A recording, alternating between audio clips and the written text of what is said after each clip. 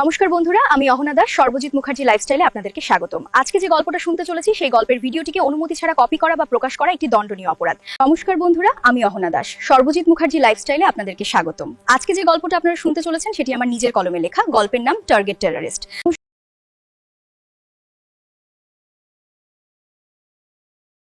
পেহেলগামের অপার সৌন্দর্যের পটভূমিতে ভোরে সূর্য ওঠার সঙ্গে কাছে খুনের রক্ত বয়ে গেছে। হিন্দু পুণ্যার্থী একাধিককে নির্মমভাবে হত্যা করে লস্কর-ই তাইবারের জেহাদি সর্দার ফয়েজ উদ্দিন ও তার দল।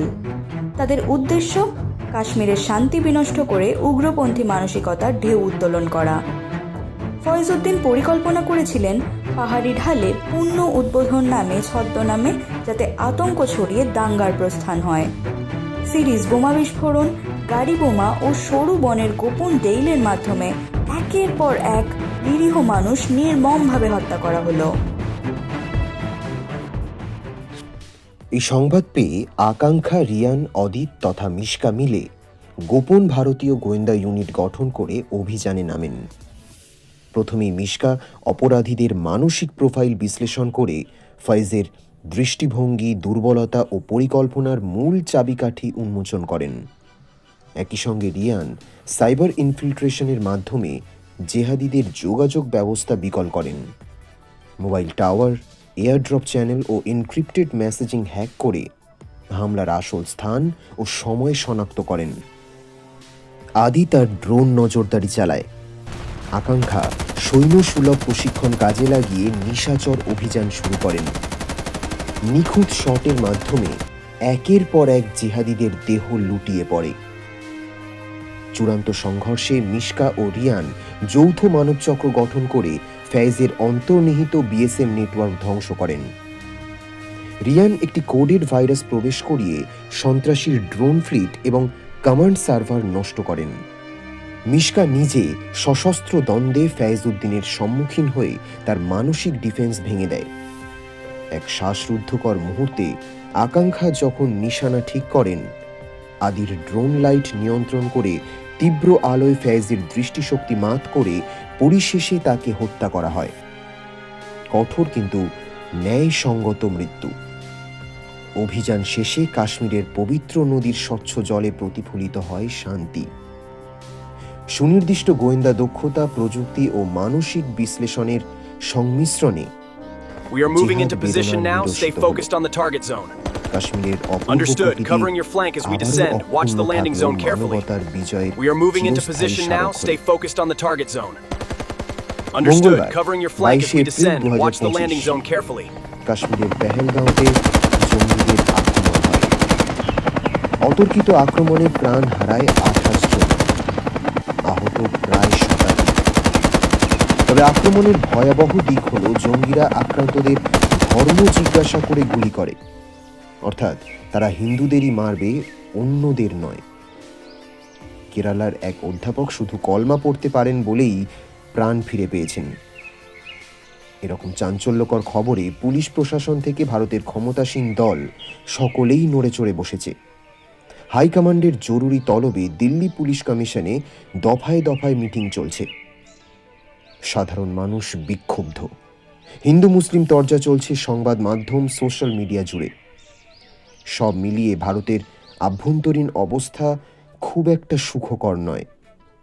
এমতাবস্থায় দিল্লির স্পেশাল ব্রাঞ্চ কমিশন আদিদেব ও তার দলকে ডেকে পাঠায়। শুরু হয় দীর্ঘ আলোচনা। স্যার, এরকম নৃশংস অমানবিক ঘটনার প্রতিবাদে কি আমরা কিছুই করব না? হাতে হাত রেখে বসে থাকবো কবে ওপরের কমান্ড আসবে সেই আশায়? সেই সুযোগে জঙ্গিদের আরও সুযোগ করে দেবো আমরা কিছু নাশকতা করার। আদি, আমি বুঝতে পারছি তোমার কথা, কিন্তু সরকারি কিছু প্রোটোকল আছে, তা তোমার অজানা নয়। আমরা সরাসরি এইভাবে কিছু করতে পারি না। স্বরাষ্ট্র মন্ত্রক, বিদেশ মন্ত্রকের বড় বড় চিফরা আছেন, প্রধানমন্ত্রীর সাথে তাদের মিটিং চলছে। তাঁরা যেটা সিদ্ধান্ত নেবেন সেটাই আমাদের মানতে হবে। আর এটা তো জানোই, কাশ্মীর খুব সেন্সিটিভ ইস্যু, এখানে খুব বুঝে শুনে চলতে হবে। তাই বলে দুষ্কৃতীরা আমাদের দেশে ঢুকে এভাবে অনাচার করে পালিয়ে যাবে আর আমরা বসে বসে দেখব? আমরা তো কাওয়ার্ড নই স্যার। আমি বুঝতে পারছি তুমি খুবই উত্তেজিত হয়ে যাচ্ছ এই ঘটনায়। ইনফ্যাক্ট আমরা সকলেই শকড, কিন্তু আমাদের হাত পা বাঁধা। আদি, জনতা ভাবেন পুলিশ যা খুশি করতে পারেন, কিন্তু তুমি তো জানো নিয়মের বাইরে আমাদের এক পা চলারও অধিকার নেই। তবে কি আর, নাকে সর্ষের তেল দিয়ে ঘুমাই, কবে ওপরের অর্ডার আসবে সেই কথা ভেবে। আর আমাদেরই দেশে নাগরিক বেঘরে প্রাণ হারাক। এভাবে বলো না আদি, দেখো সবাই চেষ্টা করছেন। কাশ্মীরে কয়েক হাজার অতিরিক্ত সেনা মোতায়েন করা হয়েছে, বর্ডার এলাকায় সিকিউরিটি বাড়ানো হয়েছে, সম্ভাব্য সব ব্যবস্থাই নেওয়া হচ্ছে। ওখানকার অধিবাসীদের সুরক্ষার কথা, পর্যটকদের ভালোভাবে ফিরিয়ে আনার কথা সবই দেখা হচ্ছে। আপাতত ওখানে রাষ্ট্রপতি শাসনের কথাও চলছে, জানি না কি হবে। তাহলে আমাদের ডেকেছেন কেন স্যার? আমাদের যদি কিছুই করার না থাকে তবে শুধু শুধু এসব মিটিং করে কি লাভ? আসলে আমি ভিতর থেকে খবর পেয়েছি রাষ্ট্র কিছু কড়া পদক্ষেপ গ্রহণ করবে পাকিস্তানের ওপর। উড়ি হামলার পর যেরকম সার্জিক্যাল স্ট্রাইক হয়েছিল তেমন কিছু?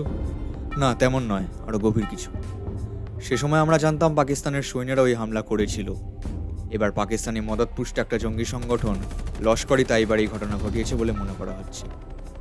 সরাসরি ওরা কিছু স্বীকার করেনি বলে ওদের দেশের ওপর আমরাও সরাসরি আঘাত হানতে পারবো না, এটা নিয়ম বিরুদ্ধ। তাহলে আমাদের এখন কি করণীয়? সেটা বলবো বলেই তো তোমাকে ডেকেছি। শোনো, যা খবর পেলাম তাতে প্রধানমন্ত্রী ও বিদেশ মন্ত্রক কিছু কড়া পদক্ষেপ নিতে চলেছেন। আর আমাদের সব রাজ্যের স্পেশাল ফোর্সদের নিয়ে একটা কমিটি গঠন হবে। যেহেতু আগের কেসটায় তোমরা দারুণ কাজ করেছো, তাই তোমাদের উপর এই স্পেশাল অপারেশনের দায়িত্ব দেওয়া হবে। মানে আমি আর আমার টিম থাকবো তো স্যার? হ্যাঁ, তোমরা 4 জন তো থাকবেই, সাথে থাকবে আরও কিছু বাছাই করা অফিসার। কিন্তু খানকে এই প্রজেক্ট থেকে দূরে রাখা হবে। বুঝতেই পারছো, মুসলিম নিয়ে একটা উত্তাল কাণ্ড চলছে, তাই ওকে এবার ইনফর্ম করা হয়নি। মানে আমাদের বাছাই, টিম সিলেক্ট এগুলো কে করবে? পুরোটাই করবেন দিল্লি হাই কমিশনের চিফ কমান্ডার কর্নেল মিস্টার অভিনব মিশ্রা। তুমিও তোমার টিম তো থাকবেই, আরও কিছু জনকেও নিয়ে নেবেন। আগামীকাল হয়তো তোমাদের ডেকে পাঠাবেন উনি। তুমি একটু এই ব্যাপারে হোমওয়ার্ক করে রেখো, আর আমাদের ইউনিটের তরফ থেকে কোনো রকম সাহায্য লাগলে জানিও। এটা বলার জন্যই তোমাকে ডেকে পাঠিয়েছিলাম। ওকে স্যার, আমি যথাসাধ্য চেষ্টা করব নিজের মতো কেস স্টাডি করে রাখার। আর আপনি কোনো চিন্তা করবেন না, আমি জানি আমাদের কোনো সাহায্য লাগলে আপনি পাশে আছেন। আমাদের আশীর্বাদ করবেন যেন এই কেসটায় আমরা সফল হতে পারি। নিশ্চয়ই আছে। Best of luck for everything. সকলেই আপনারা জানেন নিশ্চয়ই সাম্প্রতিক হামলার কথা। শোনা যাচ্ছে পাকিস্তানি একটি জঙ্গি গোষ্ঠী লস্করে তাইবারের মূল পান্ডা ফয়েজ উদ্দিন তার দলবল নিয়ে এই নির্মম ঘটনা ঘটিয়েছে। বর্ডার সীমান্তের পুলিশ ও আমাদের সিআইডি বিভাগ ব্যর্থ হয়েছে ওদের ট্রেস করে খুঁজে পেতে। তাই হাই কমিশন থেকে একটা স্পেশাল টাস্ক ফোর্স গঠন করার নির্দেশ দেওয়া হয়েছে, যাদের কাজ হবে গোপনে ওদের ট্রেস করা, ওদের আগামী প্ল্যানিং জানা ও সেগুলো বানচাল করা। মিস্টার আদিদেব বর্মন, আপনার কথা আমি শুনেছি অনেকবার ইউনিটে। আপনি আগেও একটা প্রজেক্ট সামলেছেন আমাদের টিম নিয়ে। এবার কি করতে চান বলুন। স্যার, আমি যতটা ইনফরমেশন পেয়েছি তাতে ওরা এখনও এখানেই গা ঢাকা দিয়ে আছে। তাই আমি চাই সত্তর কাশ্মীর গিয়ে ওখানেই পুরো প্ল্যান সাজাতে। আর আমার টিমমেট আরও 3 জন আছেন, তাদেরকেও সাথে নিয়ে যেতে চাই। দেখুন, কাশ্মীর কিন্তু খুব রিস্কি জায়গা। হঠাৎ কোনো সিদ্ধান্ত নেবেন না। যা প্ল্যান আগে আমাদের ইনফর্ম করবেন, তবেই এগোবেন। আপনাদের জীবনেরও ঝুঁকি রয়েছে। হ্যাঁ স্যার, আমি ও আমার টিম সব রকম ঝুঁকি নিতে প্রস্তুত। শুধু প্রয়োজন মতো আপনাদের সাহায্য লাগবে। Very good, I like your confidence. আর সব রকম ব্যাকআপ আপনারা পাবেন। সাথে আরও কিছু অফিসার থাকবে, 3 জন আমার সিলেক্ট করা তুখোর পুলিশ অফিসার। স্যার, আমাদের যদিও বাইরের কারোর সাহায্যের প্রয়োজন নেই, তবুও যখন আপনি সাজেস্ট করছেন আমি নিশ্চয়ই বাকিদের সাথে আলাপ করে দলে নেব। তবে আবারও আমি সাবধান করে দিচ্ছি আপনাদের, যে কোনো কাজই করুন একটু ভেবে চিন্তে করবেন। এটা শুধু দেশের নয়, আন্তর্জাতিক একটা ইস্যু। পাকিস্তান চীনের মদতপুষ্ট, তাই খুব সতর্কে আপনাদের এগোতে হবে, যেন ওরা আগেভাগে কিছুই টের না পায়। আর আপনারা যে ভারতীয় সেনাবাহিনীর সাথে যুক্ত সেটা কোনো মতেই প্রকাশ না পায়। সেই জন্যই আমাদের এই গুপ্ত মিশন। আপনি নিশ্চিন্ত থাকুন স্যার, প্রাণ থাকতে আমরা দেশের কোনো ক্ষতি হতে দেব না। তবে যে বা যারা আমাদের নিষ্পাপ ভাইদের নির্বিচারে হত্যা করলো তাদের শেষ করে তবেই ফিরে আসব, এই আমার প্রতিজ্ঞা। ওয়েল ডান মাই বয়। আমি ও পুরো সেনাবাহিনী তোমার পাশে আছি। কোনো প্রয়োজন হলে নিশ্চয়ই জানাবে। আর বাকি 3 জনের সাথে আলাপ করিয়ে দিই। ইনি হলেন জীবন পাঠক, মুম্বাই গোয়েন্দা বিভাগের পুলিশ। আর বাকি 2 জন কেরালা ও কলকাতার ইন্টেলিজেন্স ডিপার্টমেন্ট থেকে এসেছেন, সুরেশ নায়ার ও দিবাকর সেন। তোমাদের সকলকে জানাই শুভেচ্ছা তোমাদের মিশন সফল হোক এটাই কামনা করি। ওকে স্যার, আমরা আসছি তাহলে আজ। আপনারা প্লিজ আসুন আমার সাথে। আজ থেকে তো আমরা একই টিমে। আমার বাড়িতে একটা ছোট অফিস আছে, সেখানেই সব আলোচনা হবে। আমার বাকি টিমমেটরাও সেখানে রয়েছে, ওদের সাথেও আলাপ হবে আর আমাদের প্ল্যান সম্পর্কে আপনাদের ধারণাও দিতে পারবো। এরপর আদির অফিসে এসে সবাই আলাপ পরিচয় সারে, কিছু খাওয়া দাওয়া সেরে তারপর আদি পুরো প্ল্যানটা বোঝায় সকলকে। আগের দিন ফিরে এসেই ও একটা রাফ ছক কষে ফেলেছে, সেটা নিয়েই সবার সাথে আলোচনা করে। ছক অনুযায়ী সকলকে মুসলিম সাজতে হবে, কারণ কাশ্মীরের বেশিরভাগ মানুষই মুসলিম এবং আতঙ্কবাদীরাও তাই। উপরন্তু মুসলিম সাজলে ওদের ওপর নজর আসার চান্স কম। মেয়েরা বোরখা পরবে, গ্রুপে থাকবে আদি ও রায়ানের বউয়ের পরিচয়, বাকিরা আদির পরিবারের লোকজন হিসেবে। ওরা দিল্লি থেকে কাশ্মীর ঘুরতে গেছে এটাই দেখাবে। পরের দিনই ফ্লাইটে করে কাশ্মীর যাওয়ার সিদ্ধান্ত নেওয়া হয়। খসড়া প্ল্যান আদি পাঠিয়ে দেয় মিস্টার মিশ্রার কাছে অ্যাপ্রুভালের জন্য। উনি সন্ধ্যার দিকে কনফার্ম করেন, তারপর সারা রাত জেগে ওরা নিজেদের কাজের প্ল্যান প্রোগ্রাম ঠিক করে। উত্তেজনায় কারোর চোখেই ঘুম নেই, তবু আদি জোর করায় সবাই ঘন্টা তিনেকের বিশ্রাম নেয়। তারপর সকাল হতেই যাত্রা শুরু। মিস্টার মিশ্রাই ওদের প্লেনের টিকিটের ব্যবস্থা করে দেন। ওখানকার পুলিশকে ইনফর্ম করে দেন। পরের দিন প্ল্যান মাফিক সকলেই মুসলিম ছদ্মবেশে পুরো পাসপোর্ট আর সামান্য কিছু লাগেজ নিয়ে এয়ারপোর্টে যায়।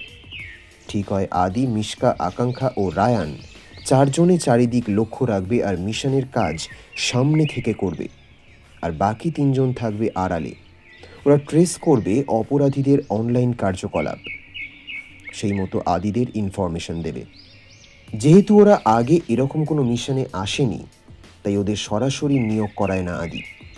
এ নিয়ে অবশ্য কারোর মনে কোনো দ্বন্দ্ব নেই। ইন্টেলিজেন্স ডিপার্টমেন্টে থাকায় ওরা অনেক বেশি টেক স্যাভি। উপরন্তু সরাসরি দুষ্কৃতীদের সাথে মোকাবিলা করা নিরাপদ নয় ভেবে ওরাও আদির সিদ্ধান্ত মেনে নেয়। তবে আদির টিমের কিছু হলে প্ল্যান বি মাফিক ওদেরও সামনে থেকে মোকাবিলা করতে হতে পারে বলে এ কথা ওরা জানে। Keep your eyes on the sector to the যাই left. হোক, 2 ঘন্টার মধ্যেই They have ওরা us surrounded from পৌঁছে every যায় side. Srinagar. Do not let up until we পুরো clear this প্লেন entire যাত্রায় landing সব zone. কিছুই স্বাভাবিক ছিল, শুধু একটা জিনিসে খটকা লাগে আদি। কেউ যেন ওদের অনুসরণ করছে বলে মনে হয়। নিজের টিমকেও অ্যালার্ট করে, যদিও কোনো অপ্রীতিকর ঘটনা হয়নি। শ্রীনগর থেকে ওরা যাবে পেহেলগাঁও। শ্রীনগর থেকে প্রায় 90 কিমি দূরে পেহেলগাঁও এতদিন ছিল সবচেয়ে সুন্দর দর্শনীয় স্থান, তবে আজ তা মৃত্যুপুরী। বিভীষিকা সারা দেশবাসীর মনে। ওখানকার বৈশারণ উপত্যকা, যেখানে টেরারিস্ট অ্যাটাক হয়েছিল, আপাতত বন্ধ। পাশেই আছে ঘন জঙ্গল, যেখানে দুষ্কৃতীরা পালিয়ে গেছে বলে মনে করা হচ্ছে। স্থানীয় কিছু গ্রামে গা ঢাকা দিয়েও থাকতে পারে বলে মনে করছে ওখানকার প্রশাসন। নদীর ধারে অবস্থিত এত সুন্দর উপত্যকা যে এভাবে মৃত্যুপুরীতে পরিণত হবে, সে কথা ভাবতেও পারেনি কেউ।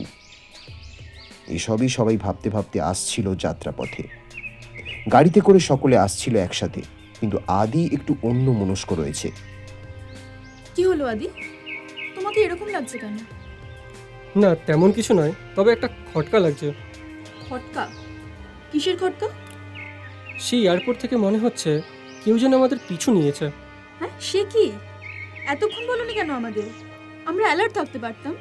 আমি তো নিজেই শিওর নই, কি জানি মনের ভুলও হতে পারে। কিছু সন্দেহজনক দেখেছো নাকি? না তেমন কিছু তো দেখলাম না, আর দেখলে জানাতাম তোমাদের। সেরকম কিছু নয়, তবে আমার সিক্স সেন্স বলছে কেউ আমাদের ফলো করছে। তবে কি করবে এবার? গাড়ি ঘোরাতে বলবো? না থাক, দেখি আগে সুখিয়া গ্রামে পৌঁছোই, ওখানে গিয়ে থাকার ব্যবস্থা পাকা করে দেখছি বিষয়টা। আচ্ছা, আমিও নজর রাখছি তাহলে, যদি কিছু চোখে পড়ে। দেখো, তবে এখনই কাউকে কিছু বলতে যেও না, বাকি সবাই প্যানিক করতে পারে। আগে আমি কনফার্ম হয়নি। আচ্ছা বেশ। দেখেছিস ক্যাপ্টেন আর আকাঙ্ক্ষাদি কেমন নিজেদের মতো কথা বলছে? বেশ লাগে কিন্তু ওদের জুটিটা।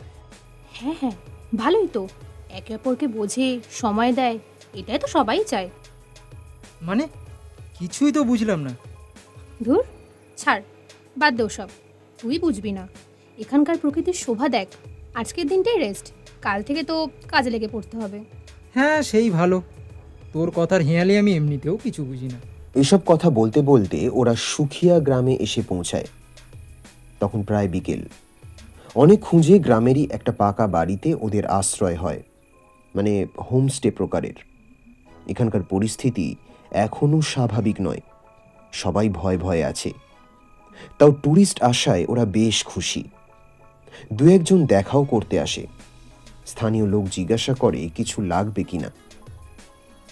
একজন ফল বিক্রেতা ও আরেকজন গাড়ি চালায়। আদিরা সৌজন্য বিনিময় করে ওদের ফেরত পাঠায়। এরপর ফ্রেশ হয়ে অল্প কিছু খেয়ে আদি গ্রামের ও পুরো শহরের রোড ম্যাপ নিয়ে বসে। টুকটাক আলোচনা চলে এবং এই সময় আবার দরজায় টোকা পড়ে। ওরা ভাবে স্থানীয় কেউ দেখা করতে এসেছে। সবাই সব কাগজ গুছিয়ে স্বাভাবিকভাবে বসে। মেয়েরা বোরখা পরে নেয়। আদি গিয়ে দরজা খুলে দেয়। আপনি কে? আরে কাপ্তান জি, আমাকে চিনতে পারলে না? আরে দিলজিৎ, তুমি এখানে? আদি, তুমি কাশ্মীর মিশনে যাচ্ছ আর আমি থাকবে না, তাও কি হয়? আসলে এটা তো সিক্রেট মিশন। হ্যাঁ আদি, মুঝে সব পাতা হ্যায়। যেভাবে বেরহম ভাবে ওদের মেরেছে ওই সুয়ার কা औलाद লোক। আর আমি কাশ্মীরি, তাই বিশ্বাস ভঙ্গের একটা ভয় থাকা তো স্বাভাবিক। তবে কি জানো তো, আমরা কাশ্মীরি কিন্তু সবাই টেররিস্ট নই। আমরা দিল সে ভারত মাতাকে ভালোবাসি। আর সবসে পহলে हम लोग হিন্দুস্তানি হ্যাঁ। আমরাও পিস চাই, কখনো জান নিয়ে ছেলে খেলা চাই না। এইসব ওই পাকিস্তানি গুলোর ব্রেন ওয়াশ।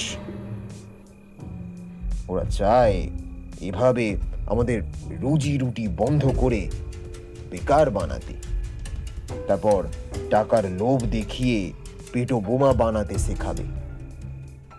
আমি দিল সে চাই ওই কাফের গুলোর শাস্তি হোক, বদলা চাই আমিও।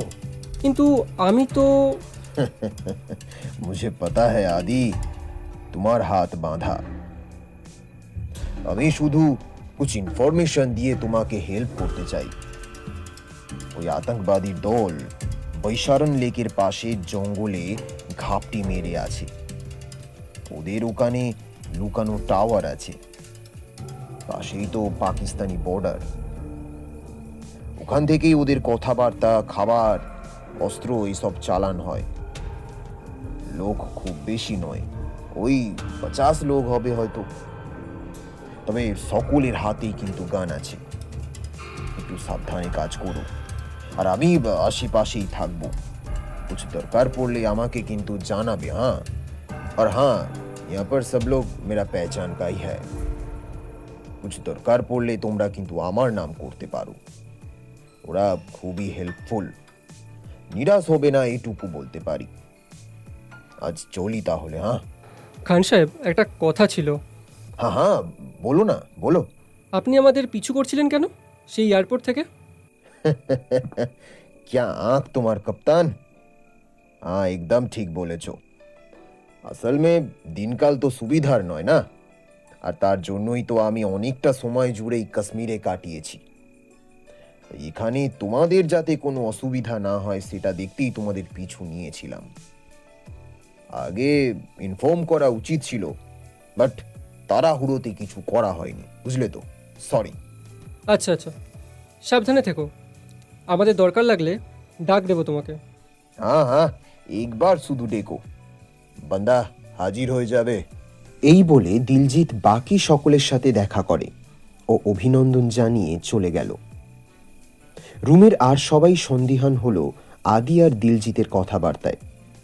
রায়ান তো বলেই উঠল, ক্যাপ্টেন, ওনাকে বিশ্বাস করাটা কি ঠিক হবে, বিশেষ করে এই পরিস্থিতিতে? রায়ান, মানুষের উপরে বিশ্বাস হারানো পাপ, জানিস নিশ্চয়ই। দু একজন কাশ্মীরি টেয়ারিস্টের সঙ্গে যুক্ত বলে আমরা পুরো গোষ্ঠীকে কাঠগড়ায় দাঁড় করাতে পারি না নিশ্চয়ই। নতুনদের মধ্যে একজন বলল, সকলের মনেই নানা প্রশ্নের উদয় হচ্ছে জানি, তবে আপাতত এইটুকুই বলবো, দিলজিৎ আমার পূর্ব পরিচিত। ট্রেনিংয়ের সময় থেকে ওর সাথে আমার আলাপ। ও নিজেই একজন পুলিশ অফিসার ছিল, কিন্তু কিছু ব্যক্তিগত কারণে চাকরি ছেড়ে চলে আসে নিজের গ্রামে, এই কাশ্মীরে। ও গাদ্দার নয়, ওনার মতো সৎ খুব কমজনই আছে। আমার সম্পূর্ণ বিশ্বাস আছে ওর ওপর। এবার আমরা আমাদের মূল আলোচনায় ফিরে যাই। হ্যাঁ হ্যাঁ, সেই ভালো। বলো ক্যাপ্টেন, আমাদের কাজ কি হবে? খুব মন দিয়ে শুনবেন সকলে। আমরা মানে আমাদের 7 জনেরই কিন্তু ইম্পর্ট্যান্ট ভূমিকা আছে এই মিশনে। যেহেতু মিশনটা গুপ্ত ও আমাদের দেশের প্রতিরক্ষা এর সাথে জড়িয়ে, তাই আমাদের খুব সাবধানে থাকতে হবে। আকাঙ্ক্ষা, আমি, রায়ান আর মিশকা যাব ফ্রন্টে। আমাদের ব্যাকআপে থাকবে সুনয়না ও দিবাকর। আপনারা আমাদের ড্রোনের গতিবিধি চেক করবেন, ট্র্যাক করবেন আমাদের গতিপথ। আমাদের জামায় কিছু চিপ থাকবে, সেই থেকে আমাদের লোকেশন ট্র্যাক করা যাবে। যদি দেখেন কোনো দিন ট্র্যাক করা যাচ্ছে না, বুঝবেন আমরা বিপদে আছি। ফোনে কোনো যোগাযোগ করা যাবে না, কারণ আমরা ধরা পড়লে ফোনটাই হবে ওদের মোক্ষম অস্ত্র, সেই দিয়ে ওরা আমাদের ব্ল্যাকমেইল করতে পারে। তো আমরা বিপদে পড়েছি বুঝলে আপনারা মিশ্রা স্যারের সাথে যোগাযোগ করবেন, তারপর উনি যেমন বলবেন সেরকম কাজ করবেন। আমরা কিছু ডিভাইস বানিয়েছি যেটা আমাদের প্ল্যান কার্যকর হলে ইউজ করব। সেটার সাহায্যে আপনাদের সংকেত পাঠানো হবে। আপাতত ড্রোনের মাধ্যমে আমরা ও আপনারা নজর রাখবেন দুষ্কৃতীদের ওপর। ওদের গতিবিধি নজর রাখাটাই এখন আসল কাজ। তারপর আমি ইনস্ট্রাকশন দেব। আমরা বৈশরণের জঙ্গলে ঢোকার আগে অবধি মোবাইলে যোগাযোগ চলবে, তারপর যোগাযোগ বন্ধ রাখতে হবে। এর মধ্যে মাঝে মাঝে এলাকায় টহল দেবেন। আপনারা সন্দেহভাজন কিছু দেখলে ইনফর্ম করবেন আমাকে, তবে আসল পরিচয় কাউকেই জানাবেন না। এখানকার খাবার চেক করে খাবেন, বাইরের কারুর সাথে বেশি আলাপ করবেন না। আর হ্যাঁ, কলমা পড়তে জানেন নিশ্চয়ই? না জানলে এক্ষুনি ইউটিউব থেকে ডাউনলোড করে আজই মুখস্থ করে নেবেন। কেউ সন্দেহ যেন না করে আপনাদের। আগামীকাল আমরা 4 জন রওনা দেব, আর আপনারাও সাবধানে থাকবেন। অল দ্য বেস্ট সকলকে। তোমাদের মিশন সফল হোক। আবার আমাদের খুব তাড়াতাড়ি দেখা হবে। আদি, তুমি নিশ্চিন্তে থাকো, আমরা এদিকটা ঠিক ম্যানেজ করে নেব, কোনো চিন্তা নেই। একদম, আপনারা সাবধানে থাকবেন সবাই। এবার সকলে শুয়ে পড়ুন, কাল সকাল সকাল আমরা বেরোবো। Good night. পরের দিন সকালে সুনয়না ও দিবাকরকে বিদায় জানিয়ে আদিরা নিজেদের গন্তব্যের উদ্দেশ্যে যাত্রা শুরু করে। গাড়ি আগে থেকেই বলা ছিল, ভোর 6টায় ওরা যাত্রা শুরু করে। সকালে লোকজন কম থাকবে, ফলে সেই সুযোগে ওরা নিজেদের কাজ করতে পারবে, এই ভেবেই কিন্তু ভোরের সময় বেছেছে আদি। গাড়িতে সবাই চুপ। যথারীতি মিশকা আর আকাঙ্ক্ষা বোরখা পরে আছে, আদি আর রায়ান মুসলিমের ছদ্মবেশে। সকলেই কোড ল্যাঙ্গুয়েজে কথা বলছিল, কারণ কাউকেই বিশ্বাস করা যাচ্ছে না এখন। গাড়ির ড্রাইভারও আতঙ্কবাদীদের দলের হতে পারে। ওরা বৈশরণ উপত্যকার কাছে গিয়ে গাড়ি ছেড়ে দেয়। নিরাপদ জায়গা বেছে নিজেদের জিনিসপত্র গুছিয়ে রাখে। ব্যাগে শুকনো খাবার এনেছে, তবে খাওয়ার কারোরই ইচ্ছা নেই। এখন ড্রোনগুলো অ্যাক্টিভ করে চালানো শুরু করে ওরা, যাতে জঙ্গলের ভিতরের পথ নজরে আসে। পৌঁছেই দিবাকরদের জানিয়ে দিয়েছে ওরা, ওখান থেকে ওরাও দেখতে পারবে সব কিছু। Good morning. আজকে এখান থেকেই আমরা অপারেট করব। যদি কিছু খুঁজে না পাই, কাল সকালে জঙ্গলে ঢুকবো। জঙ্গলে আমরা একসাথে যাব না। তবে জঙ্গলে আমরা 2 ভাগে ভাগ হয়ে ঢুকবো। ইন্টারকমে আমাদের যোগাযোগ থাকবে। তুই আর মিশকা যাবি ডান দিকে, আমি আর আকাঙ্ক্ষা যাব বায়ে। এভাবে কি ঠিক হবে? যদি কোনো বিপদ ঘটে? দেখ, অনেক গভীর জঙ্গল, আর আমাদের হাতে সময় সীমিত। ওরা নিশ্চয়ই অনন্তকাল আমাদের জন্য অপেক্ষা করবে না। আমাদের যা করার তাড়াতাড়ি করতে হবে। 2 ভাগে গেলে কাজটা দ্রুত হবে। কিন্তু ক্যাপ্টেন, তুমি সাথে থাকলে আলাদা বল পাই মনে। সে তো আমি আছি, আর তুই কি কম যাস নাকি? আমার ডান হাত তুই। B brave man. দায়িত্ব এবার তোর কাঁধেও আছে, আর আমি জানি তুই খুব ভালোভাবে সেটা পালন করবি। শুধু একটু চোখ কান খোলা রাখবি। অসুবিধা হলে আমাকে জানাবি। আর হ্যাঁ, যদি বাই চান্স তুই বা আমি কেউ ধরা পড়ি, তখনই প্রথম কাজ হবে ইন্টারকম ডিফিউজ করা, যাতে একজন ধরা পড়লেও অপরজন ধরা না পড়ে। সিগন্যাল না পেলেই আমরা অপরপক্ষ বুঝে নেব কিছু বিপদ হয়েছে, সেই মতো এগোবো। কি করতে হবে কালকেই তোকে ম্যাপ এঁকে সবটা বুঝিয়েছি, মনে আছে তো? হ্যাঁ ক্যাপ্টেন, মনে আছে। আমারও মনে আছে ক্যাপ্টেন। আর তুমি যেমনটা বলেছিলে, ওদের যে স্কেচ আঁকানো হয়েছে সেগুলো বিশ্লেষণ করে আমি ওদের মনস্তাত্ত্বিক একটা আইডিয়া পেয়েছি। ওরা রুড, কাউকে স্পেয়ার করে না, এটা তো আমরা সবাই মোটামুটি জানি। এছাড়াও যা বুঝলাম, ওরা শুধু হিন্দুদের মারতে আসেনি, এসেছে কাশ্মীরে আতঙ্ক ছড়িয়ে এদের বেকার বানিয়ে এদের দিন নাশকতা করাতে। শুধুমাত্র যদি হিন্দুরাই টার্গেট হতো তাহলে ছেলে মেয়ে নির্বিশেষে সকলকে মারত, কিন্তু এরা সেটা করেনি। এরা বেছে বেছে ছেলেদের মেরেছে, মেয়েদের কিন্তু মারেনি, যাতে মেয়েরা ভয়ে সাক্ষী থাকে এবং পরে গিয়ে প্রচার করতে পারে এদের নাশকতার। আরও একটা ব্যাপারও হতে পারে, এরা যেহেতু গোঁড়া মুসলিম তাই মেয়েদের উপর আঘাত করা পাপ, তাই মনে করে ছেড়ে দিয়েছে। যদি সেকেন্ডটা ধরি, হয়তো খুব বেশি ভুল নয়। মেয়েদের অবলা ভেবে রেহাই দিয়েছে, সেক্ষেত্রে আমাদের প্লাস পয়েন্ট, কারণ আমাদের গ্রুপে দুজন মেয়ে, তাই আমাদের মেরে ফেললেও তুই আর আকাঙ্ক্ষা বেঁচে যাবে। আর তোরা যদি ঠিকঠাক কাজটা করিস তাহলে ওদের পুরো সেনাবাহিনীর ওপর চাপ হয়ে যাবে। যাই হোক, সব রকম পরিস্থিতির জন্য আমাদের তৈরি থাকতে হবে। আমাদের কিছু হয়ে গেলেও মিশন যেন না থামে। তোরা এগিয়ে নিয়ে যেতে পারবি সে বিশ্বাস আমার আছে। কিসব বাজে বাজে কথা হচ্ছে তখন থেকে, আমার কিন্তু এসব শুনতে একেবারে ভালো লাগছে না। Stop it please. ক্যাপ্টেন, এদিকে এসো, দেখো কি দেখা যাচ্ছে। কই কি দেখি? ল্যাপটপটা এদিকে ঘোরা একবার। এই যে দেখো, ওই যে 3 নম্বর স্পটে একজনকে দেখা যাচ্ছে। হ্যাঁ তাই তো, খুব পরিষ্কার না হলেও বোঝা যাচ্ছে একজন দাঁড়িয়ে আছে হাতে একটা বন্দুক নিয়ে। ওই জায়গাটা একটু ফোকাস করে দেখতো, আর কিছু দেখতে পাওয়া যায় কিনা। আচ্ছা ক্যাপ্টেন। এরপর দুজনে মিলে অনেক চেষ্টা করেও বেশি কিছু দেখতে পায়নি। গভীর জঙ্গলে সূর্যের আলো ঠিক মতো পৌঁছায় না, ফলে এমনিতেই চারিদিক অন্ধকার মতো। তারপর অনেকটা উঁচু থেকে ক্যামেরায় ওঠা ছবিতে চারিদিক কেমন ঝাপসা লাগছে। কিছুক্ষণ চেষ্টা করার পর ওরা আশা ছেড়ে দেয়। ছাড়, তাও একটা সূত্র পাওয়া গেল। 3 নম্বর স্পটে ওরা আছে, মানে আমাদের সন্দেহই ঠিক। ম্যাপ যেমন বানিয়েছিলাম সেটা 3 নম্বরে ওদের অস্তিত্ব পাওয়া গেল। এগিয়ে গেলে হয়তো আরও একটা ঘাঁটি মিলতেও পারে। আমাদের তাহলে সেই মতো এগোতে হবে, তবে তার আগে ওরা যাতে পাকিস্তান বা অন্য জায়গায় কারোর সাথে কন্ট্যাক্ট করতে না পারে সেই দিকটা সিকিওর করতে হবে। কিরে রায়ান, কিছু ভাবলি কি করবি? তুই তো এ ব্যাপারে এক্সপার্ট। ক্যাপ্টেন, একটু সময় দাও আমায়। অ্যানালগ সিগন্যালগুলো ভালো করে স্টাডি করতে হবে। দেখ ভাই, একটু তাড়াতাড়ি কর, তোর ওপর অনেক ভরসা করে এগিয়েছি আমি। আরে চাপ নিও না ক্যাপ্টেন, আজ পর্যন্ত ডুবিয়েছি কখনো তোমাকে? নিশ্চিন্ত থাকো, উপায় আমি বের করবই। সাব্বাস, এই স্পিরিটটাই তো চাই। তার আগে সবাই এসো, কিছু একটু খেয়ে নি, খালি পেটে মাথা খুলবে না। আর এই বোরখাগুলো কখন খুলবো আমরা? দম বন্ধ হয়ে যাওয়ার জোগাড় যে। এই একদম না, যেমন পড়ে আছো থাকো। একটু কষ্ট হবে জানি, কিন্তু উপায় নেই। একবার কেউ সন্দেহ করলে সব প্রচেষ্টা মাটি হবে। জো হুকুম ক্যাপ্টেন। হ্যাঁ হ্যাঁ, পারিসও বটে তুই। এই সময়ও তোর আবার ইয়ার্কি করার মুড আছে? সবাই এত সিরিয়াস থাকলে না আরো বেশি ভয় লাগে। আরে বাবা, জো হোগা দেখা যায়গা, বিন্দাস লাইফ জিও।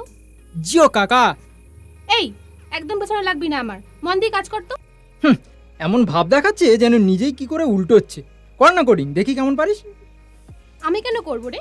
তোর কাজ তুই কর, আমি কি বসে আছি নাকি? কত কাজের মেয়ে এলো রে। এই তোরা থামতো এবার, সারা দিন খালি ঝগড়া করে বাচ্চাদের মতো। কেক বিস্কুট আর কফি আছে, খেয়ে নে, তারপর কাজ শুরু কর। আদি, তুমিও নাও। হ্যাঁ দাও, তোমার আছে তো? হ্যাঁ আছে। আর রুট ম্যাপটা আমাকে দিও তো একবার। জঙ্গলে পথ হারালে বিপদ, একটু ভালো করে দেখে নিতে হবে। আর কাছাকাছি রোড থাকলে সেটাও সবাই দেখে নিও। জঙ্গলে কেউ একা পড়ে গেলে বা পথ হারিয়ে গেলে অন্তত রাস্তা খুঁজে রোড অবধি পৌঁছলে কেউ না কেউ তো সাহায্য করবেই। হ্যাঁ, এটা একদম ঠিক বলেছো। ইউরেকা!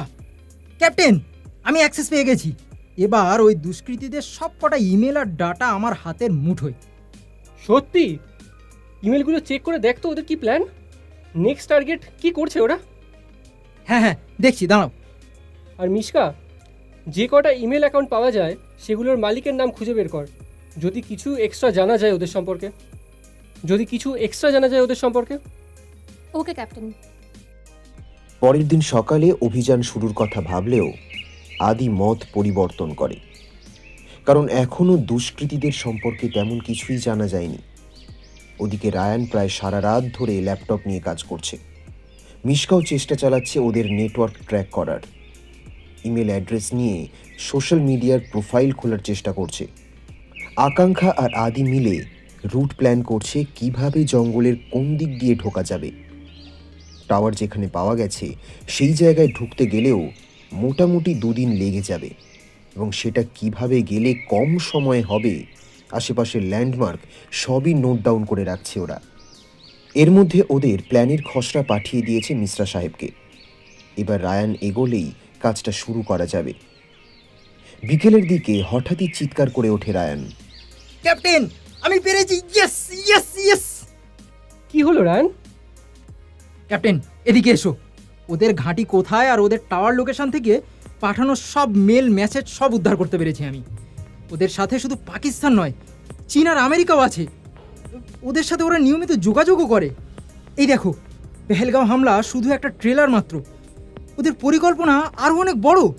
ওরা চায় কাশ্মীর পুরোটা দখল করতে, আর এর পরের পদক্ষেপ হবে সারা ভারত জয়। কি পাগল হয়েছে নাকি ওরা? জানে পুরো ভারতের লোক সংখ্যার 1 ভাগও ওদের নেই, শুধু কয়েকজন জঙ্গি আর বন্দুক পিস্তল নিয়ে এত দম্ভ? ওরা কাশ্মীরের জায়গায় জায়গায় টানেল বানিয়ে রেখে বোম ব্লাস্ট করার পরিকল্পনা করছে, আর সাথে এখানকার রেলওয়ে আর এয়ারওয়েকেও ধ্বংস করার চেষ্টা করছে, যাতে পুরো দেশের সাথে কাশ্মীরের যোগাযোগটা ছিন্ন হয়ে যায়। করাচ্ছে ওদের স্বপ্ন সফল। প্রাণ থাকতে দেশের এক কণা মাটিও ওদের হতে দেব না আমরা। একদম, তুমি চিন্তা করো না ক্যাপ্টেন, আমরা সবাই তোমার সাথে আছি। ওদের সার্ভারে এমন একটা ম্যালওয়্যার ইনস্টল করেছি যে ওদের সব খবর আমরা পেতে থাকবো। বাহ, ভেরি গুড। কিন্তু শুধু খবর পেলেই হবে না, ওদের অ্যাকশন আমাদের বন্ধ করতে হবে। তার জন্য সামনাসামনি লড়াই করতে হবে এবং হারাতে হবে ওদের। নিশ্চিহ্ন করতে হবে ওই জঙ্গিদের নাম, নইলে এরা রক্তবীজের বংশ। একটা পার পেলে আরও 100টা জন্মাবে। তুমি ঠিকই বলেছো ক্যাপ্টেন। যে কটা প্রোফাইল চেক করলাম সেখানে এদের যারা ফ্রেন্ড সবাই ছড়িয়ে আছে সারা ভারতে। সারা ভারতে শুধু কাশ্মীর নয়, বিহার, লুধিয়ানা, মধ্যপ্রদেশ, এমনকি রাজস্থানেও এদের চর রয়েছে।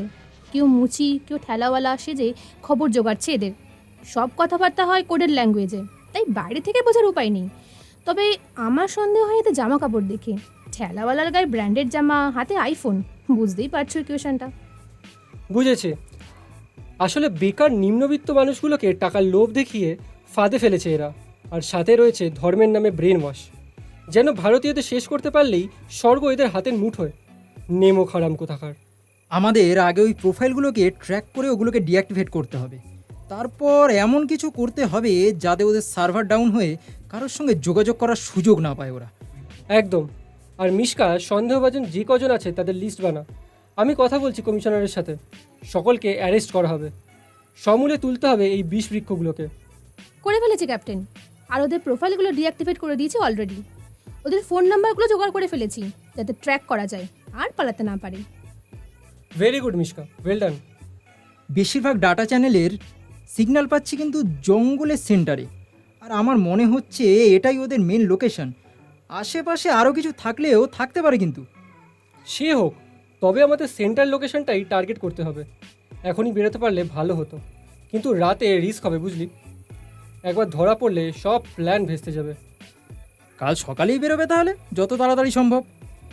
হ্যাঁ, কাল ভোরের আলো ফুটতে না ফুটতেই আমাদের এখান থেকে রওনা দিতে হবে। 2টো টিম ভাগ হয়ে যাব।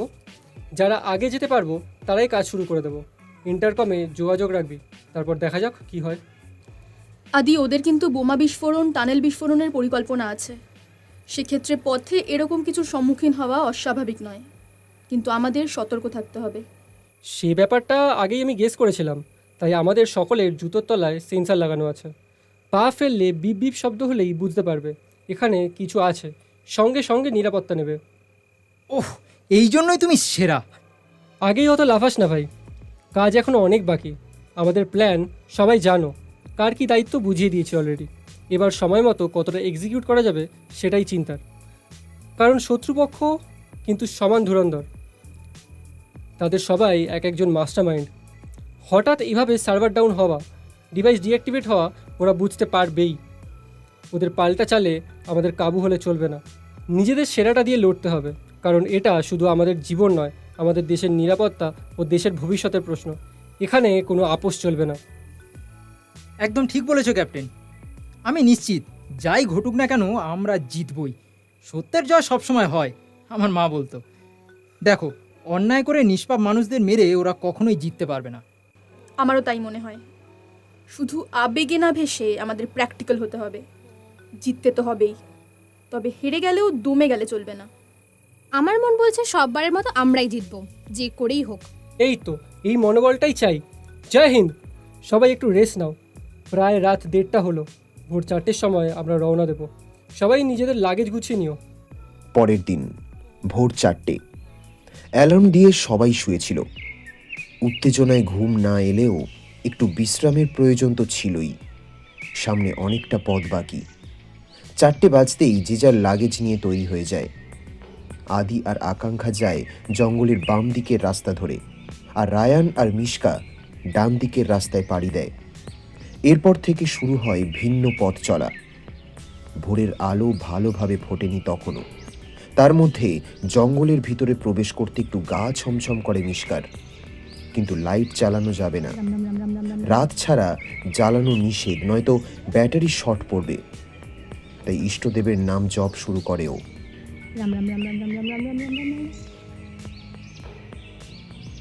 তুই বেটা ভিতুর ডিম, ভোরের বেলা ভূতের ভয় পাচ্ছিস? কে কে বললো আমি ভূতের ভয় পাচ্ছি? কই, পাচ্ছি না তো। নিশ্চয়ই পাচ্ছিস, নইলে ঠাকুরের নাম নিচ্ছিস কেন? সে আমার ইচ্ছে, তোর কি রে? তুই সামনে থেকে পথ চল তো। ক্যাপ্টেন তো দায়িত্ব দিয়েছে, চোখে চোখে রাখতে বলেছে তোকে, তাই খেয়াল করছি, নইলে আমার বয়েই গেছে তোকে দেখতে। সেই কি আর আমি জানি না ভেবেছিস? জানি জানি, ঠেকায় পড়ে খেয়াল করছিস, নইলে আমায় দেখবি তুই? এমন ভাগ্যবতী তো আমি নই। কি আবোল তাবোল বলছিস? তাড়াতাড়ি চল তো। কি আবোল তাবোল বলছিস বলতো? তাড়াতাড়ি চল, বুঝলি? রাতের আগে যতটা পারা যায় হাঁটতে হবে ম্যাপ অনুযায়ী।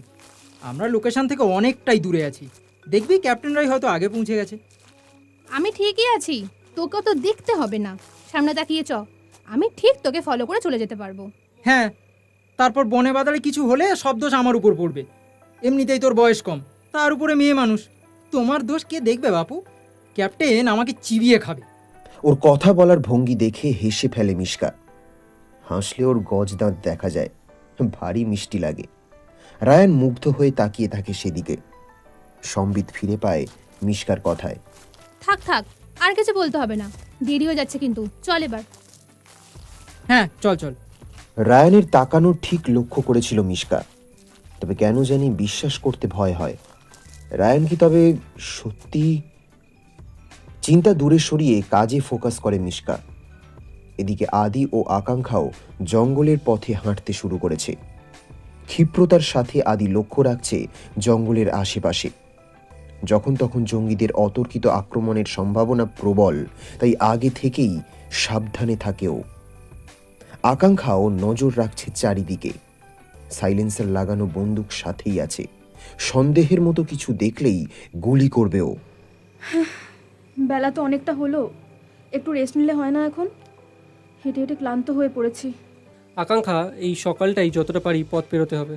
রাতে বন্য জীবজন্তুর ভয় আছে, সাথে দুষ্কৃতীদের হামলাও। একটু চেষ্টা করো, ঠিক পারবে। আদি আমি আর সত্যিই পারছি না, প্লিজ অন্তত মিনিট 10 বসে যাই। আচ্ছা ঠিক আছে, বলছো যখন, চলো বসি ওই গাছের তলায়, কিছু খেয়ে নিয়ে আবার শুরু করবো তাহলে। উফ, কি হলো? না কিছু নয়, তুমি এগো। না না, কিছু নিশ্চয়ই হয়েছে। দেখি তোমার পায়ের কিছু হয়েছে কিনা। ওভাবে পা টেনে হাঁটছো কেন? না না কিছু নয়, কাঁটা ফুটেছে বোধহয়। কি বাবা, বলনি তো এতক্ষণ? কোথায় দেখি? হায় কপাল, এই তো রক্ত বেরোচ্ছে। কি হয়েছে দেখতে দাও আমায়।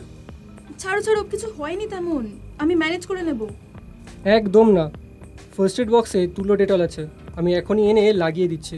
হাঁটার সময় কোনো বুনো জঙ্গলি গাছে কেটে গেছে বোধহয়, বেশ ডিপ হয়েছে।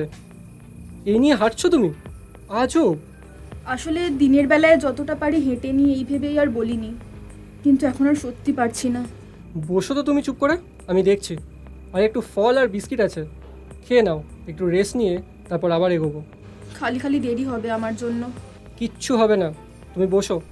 আকাঙ্ক্ষা পায়ে একটা মলম লাগিয়ে পেন কিলার খেয়ে নেয়, কারণ তাড়াতাড়ি ব্যথা না কমাতে পারলে হাঁটতে পারবে না, ফলে পিছিয়ে পড়বে। রাতের আগে ওরা মোটামুটি দুষ্কৃতীদের ঘাঁটি অবধি পৌঁছানোর প্ল্যান করেছে। ওখানে পৌঁছে রায়ানদের সাথে যোগাযোগ করে যৌথ আক্রমণ করবে। আপাতত এটাই প্ল্যান। ঘন্টা দুয়েক রেস্ট নিয়ে ওরা আবার চলতে শুরু করে। মাঝপথে হঠাৎই কোথা থেকে গুলি আসতে শুরু করে।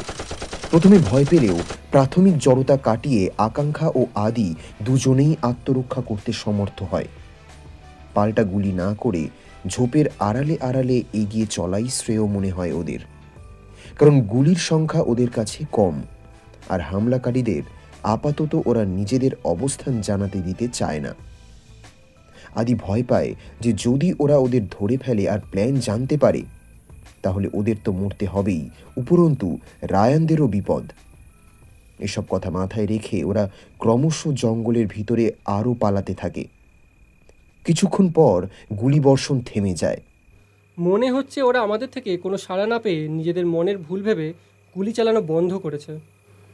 আবার এও হতে পারে ওরা অপেক্ষা করছে গুলি বন্ধের পর আমরা বেরিয়ে আসব আর সেই সুযোগে আমাদের মারবে। হ্যাঁ, সেটাও হতে পারে। তাহলে কি করবে? আমার মনে হয় কিছুক্ষণ আমরা এখানেই লুকিয়ে থাকি, তারপর এগোনো ঠিক হবে। আচ্ছা, তাই হোক তবে। অনেকক্ষণ তো হলো, চলো এবার আমরা আস্তে আস্তে এগোতে থাকি। হ্যাঁ, মনে হচ্ছে ওরা কেউ নেই বাইরে, না হলে শব্দ তো পেতাম। যাই হোক, চলো এবার শুরু করি যাত্রা, অনেকটাই দেরি হয়ে গেছে। এর মধ্যেই ভোরের আলো ফুটতে থাকে। যদিও জঙ্গলের ভিতর এখনো অন্ধকার, তবু সূর্যের কিরণের আভাস পাওয়া যাচ্ছে। আকাঙ্ক্ষা, তুমি কি কিছু বুঝতে পারছো? অন্যরকম লাগছে কিছু। না তো, কেন বলো তো? জঙ্গলের যেদিক দিয়ে আমাদের যাওয়ার কথা এটা মনে হচ্ছে সেটা নয়। গাছগুলো ক্রমশ উঁচু আর কাটা ঝোপের পরিমাণ বেড়ে যাচ্ছে, খেয়াল করেছো? মানে কি বলতে চাইছো বলো তো তুমি? আমার মনে হয় আমরা দিক ভুল করেছি। ওই রাতের বেলায় অ্যাটাকের সময় আমরা পিছু হটতে গিয়ে অনেকটাই পিছনে চলে গেছিলাম, তারপর সেখান থেকে হাঁটছি, ফলে দিক গন্ডগোল করেছি মনে হচ্ছে। কম্পাসটা তো বের করলেই হয়, ওটা দিয়ে দিকটা ঠিকমতো খুঁজে নেওয়া যাবে তাহলে। কালকেই বোধহয় তাড়াহুড়ো করে ওটা হাত থেকে পুড়ে গেছে, নইলে তো ওটা দিয়েই দেখে নিতাম। সর্বনাশ! তাহলে কি হবে এবার? সর্বনাশ বলে সর্বনাশ! একে তো দেরি হয়ে গেছে অনেকটাই। অনুমান ঠিক হলে আমরা পাক অধিকৃত কাশ্মীরের সীমানায় চলে এসেছি মনে হচ্ছে। একবার ধরা পড়লে আর রক্ষে নেই। কি বলছো আদি? আমার তো ভাবলেই হাত পা ঠান্ডা হয়ে যাচ্ছে। আমরা আমরা কি করব এখন তাহলে? সেটাই তো ভাবছি আকাঙ্ক্ষা, এত বড় একটা পরিকল্পনা এভাবে ভেস্তে যাবে? রায়ান আর মিশকা কি একা একা সামলাতে পারবে সবটা? দেশের জন্য মরতে হলে ভয় নেই, কিন্তু এভাবে তীরে এসে তরি ডুববে আর আমরা কিচ্ছু করতে পারবো না। এখনই এতটা ভেঙে পড়ো না আদি, তুমি তো বিচক্ষণ বুদ্ধিমান সেনা। একটু ঠান্ডা মাথায় ভাবো, ঠিক একটা পথ বেরোবেই। এমন সময় দূর থেকে একটা গাড়ি এসে দাঁড়ায়। গাড়ি থেকে একজন নেমে এসে বলে, এই কে রে ওখানে? পালালেই গুলি করব, দাঁড়া শালা। আকাঙ্ক্ষা আর আদি হাত উঁচু করে চুপ করে দাঁড়িয়ে থাকে। এই তোরা কে? চর হয়ে ঘুরছিস নাকি? এখানে এলি কি করে? সত্যি করে বল, নইলে গুলি মেরে ঝাঁঝরা করে দেবো একদম। খুব শখ না ভারতের হয়ে খবর চালানের?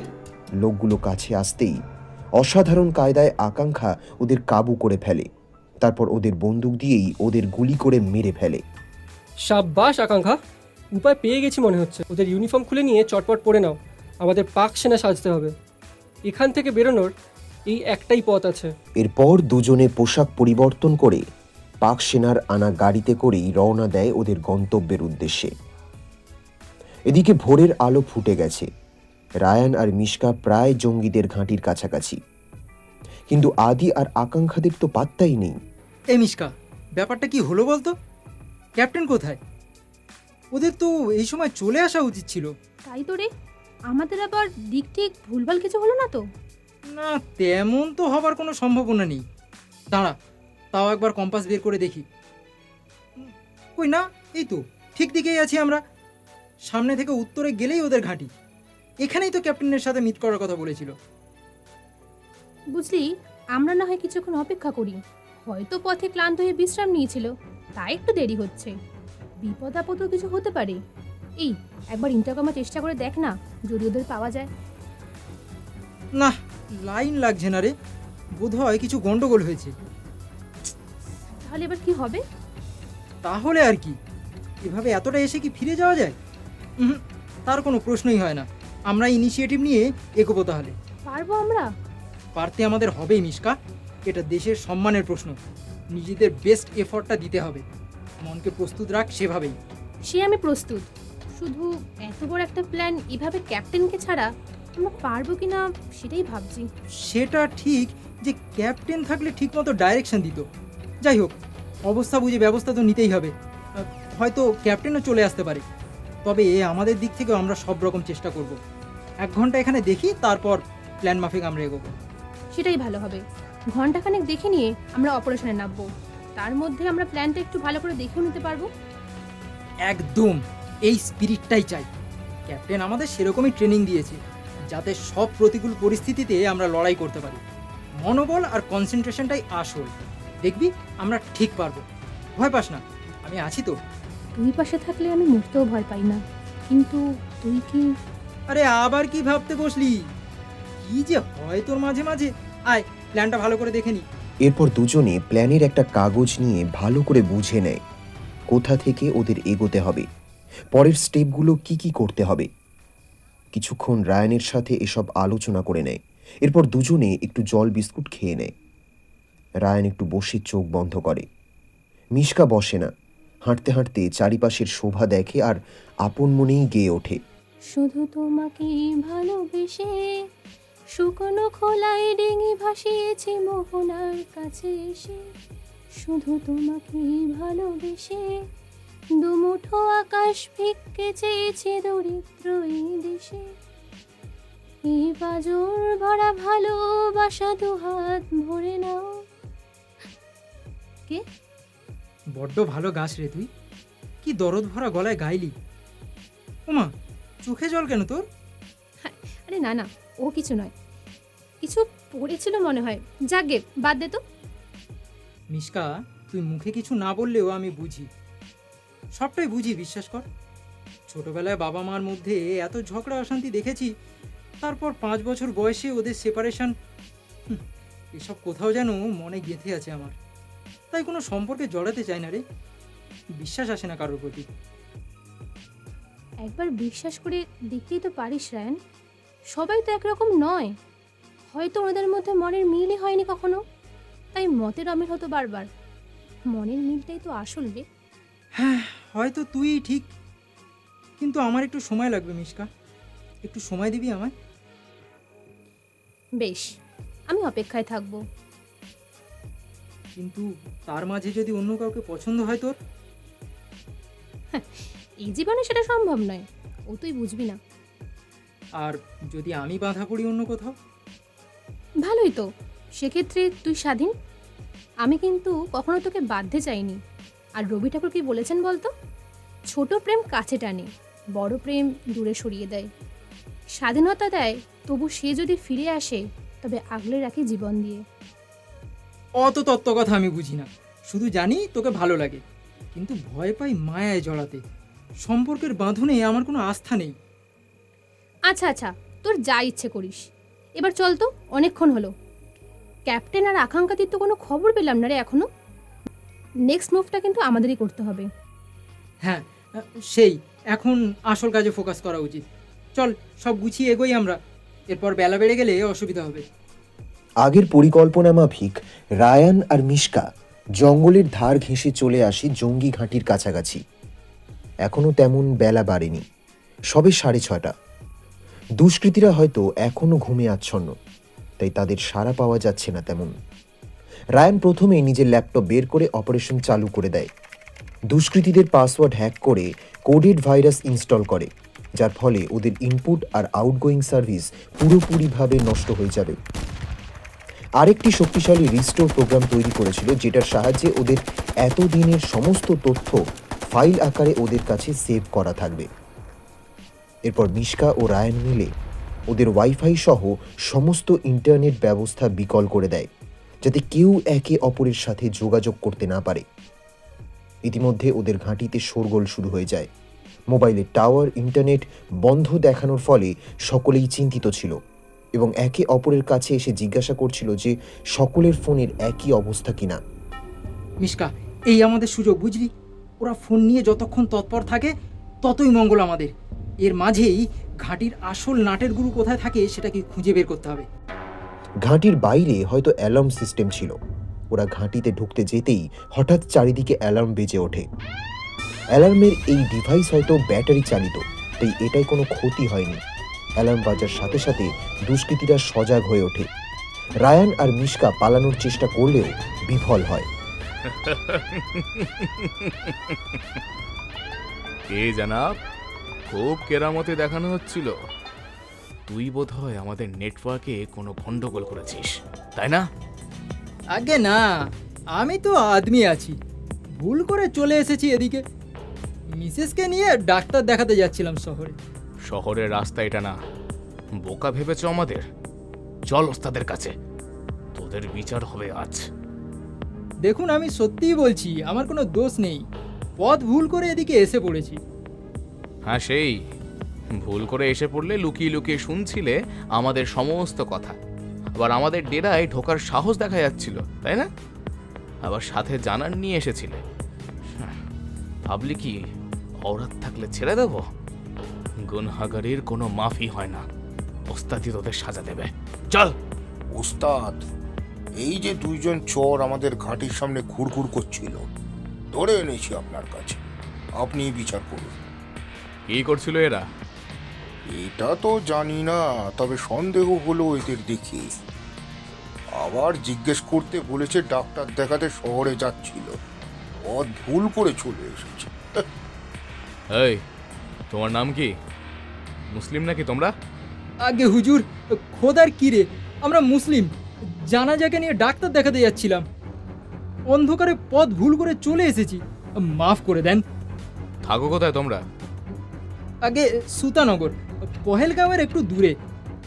জমিন জাতি নেই, ওই কম্বল কার্পেট বেচে দিন গুজরান হয়। আমি এখানে থাকি না, মাল বেচি ভিন রাজ্যে। এখানে এসেছি বিবির তবিয়ত খারাপ আছে শুনে। তা রাতের বেলায় বেরিয়েছো কেন? আগে মিয়া কি করব, বিবির খুব খারাপ অবস্থা, বিমারি হয়েছে। গাঁয়ের লোক জানলে থাকতে দিবে না, তাই রাতের বেলায় বেরিয়েছিলাম। আবার ফিরতাম ও রাতে, যাতে কেউ কিছু জিজ্ঞাসা না করে। কিন্তু আমাদের ডেরায় উকি মারছিলে কেন তোমরা? হ্যাঁ, ঠিক করে বলো, কি মতলব তোমাদের? নইলে কিন্তু গুলি করব। আসলে এখানে এমন একটা জায়গা আছে, জানতাম না তো, কোনোদিন আসিনি এদিকে, তাই কৌতূহল হচ্ছিল। মাফ করে দেন, আর কোনোদিনও এমন হবে না। এই বলে রায়ান ফয়েজের পা জড়িয়ে ধরে। আচ্ছা আচ্ছা, ছাড়ো। এই, নিয়ে যায় এদের, তবে এখনই ছাড়িস না, এরা আবার প্রচার করে বেড়াবে আমাদের ডেরার। আর দেখ তো কি হলো, এই ফোনের নেটওয়ার্ক আসছে না কেন? তার মধ্যে এসব ওই উৎকোচ ঝামেলা। নিয়ে যায় এদের। ওদিকে আকাঙ্ক্ষা ও আদি গাড়ি নিয়ে যত দ্রুত সম্ভব পাড়ি দিয়েছে পেহেলগাঁওয়ের উদ্দেশ্যে। আদির ম্যাপ মোটামুটি মুখস্থ, তাই অসুবিধা হওয়ার কথা নয়, কিন্তু ওরা ধরা পড়ে গেলে নিশ্চিত মৃত্যু, সেটা জেনেই উদ্বিগ্ন আকাঙ্ক্ষা। এরই মধ্যে গাড়িতে একটা হামলার ছকের কাগজ পায় আকাঙ্ক্ষা। আদি দেখো, কি সর্বনাশ কাণ্ড ঘটাতে যাচ্ছিল এরা। কেন, কি হয়েছে? একটা গুপ্ত হামলার ছক কষেছে এরা। কাশ্মীরের বর্ডার এলাকা জুড়ে শক্তিশালী মাইন পুঁতে একসাথে ব্লাস্ট করার পরিকল্পনা করেছে। সে কি, কই দেখি। তবে আর বলছি কি, এই নাও দেখো কাগজটা। কি সাংঘাতিক! এতে তো ভারতের অধীনে থাকা কাশ্মীরি লোকেরা মরবে। শুধু কাশ্মীর নয়, পাঞ্জাব সহ আরও কিছু এলাকাও এদের টার্গেটই আছে দেখছি। তাহলে উপায়? আমাদের কাছে মাইন ডিটেক্টর মেশিন আছে, বর্ডার এলাকা আর কিছুটা দূরেই আছে। ওখানে গিয়ে দেখবো আগে মাইন পোতা হয়েছিল কিনা। তারপর সেগুলো ডিটেক্ট করে নিষ্ক্রিয় করতে তো অনেকটা সময় লাগবে। এত টাইম কি আছে আমাদের? ওদিকে রায়ানরা একা কি করছে কে জানে, যদি ধরা পড়ে যায়। রায়ানের ওপর আমার পূর্ণ বিশ্বাস আছে, ও ঠিক সব সামলে নিতে পারবে। আর রইল বাকি মাইন ডিটেকশন, খালি দেখো আমি কি করি। কি জানি তোমার মাথায় কি চলছে, আমার তো সাংঘাতিক নার্ভাস লাগছে। আগে লোকেশনে পৌঁছোই, তারপর সমস্ত পরিকল্পনা তোমাকে বুঝিয়ে বলবো। স্টিয়ারিং সামলাও আগে, যা জোরে ছোটাচ্ছ গাড়ি। ভয় লাগছে নাকি? তুমি সাথে থাকলে মরতেও ভয় পাই না। এই বলে দুজনার চোখাচোখি হয় পরম বিশ্বাসের। কিছুক্ষণের মধ্যে ওরা বর্ডার সীমানায় এসে পৌঁছায়। এরপর আদি ওর শক্তিশালী ড্রোন মেশিন বের করে, সেটাকে কাজে লাগিয়ে মাইন ডিটেকশন হয় নিমেষে। কিন্তু সেগুলো নিষ্ক্রিয় কিভাবে করা যাবে? আদি ভাবতে থাকে সে কথা। আকাঙ্ক্ষাও ভাবছিল। সেই সময় হঠাৎই আকাঙ্ক্ষার মাথায় আসে গাড়িটা সার্চ করার কথা। হতেও পারে এই গাড়িতে কোনো টুল আছে যেটার সাহায্যে ওই মাইন এক্সপ্লোশন করা হতো প্ল্যান মাফিক। সেই মতো ওরা খোঁজা শুরু করে। আকাঙ্ক্ষা ডিভাইসটা পায়, তারপর ওটা ডিঅ্যাক্টিভেট করে ফেলে। ব্যাস, এবারে ওরা নিশ্চিন্ত। কিন্তু সমস্যা ওদের পিছু ছাড়ে না। উল্টো দিক থেকে আরেকটা গাড়িকে এগিয়ে আসতে দেখে ওরা। গাড়ি থেকে গুলিও ছোড়া হয়। আদি বুঝতে পারে ওরা হয়তো কিছু সন্দেহ করেছে। আদিও সঙ্গে সঙ্গে গাড়ি স্টার্ট করে পালাতে চায়, কারণ এখন ধরা পড়া মানেই ওদের সমস্ত পরিকল্পনা মাটি হওয়া।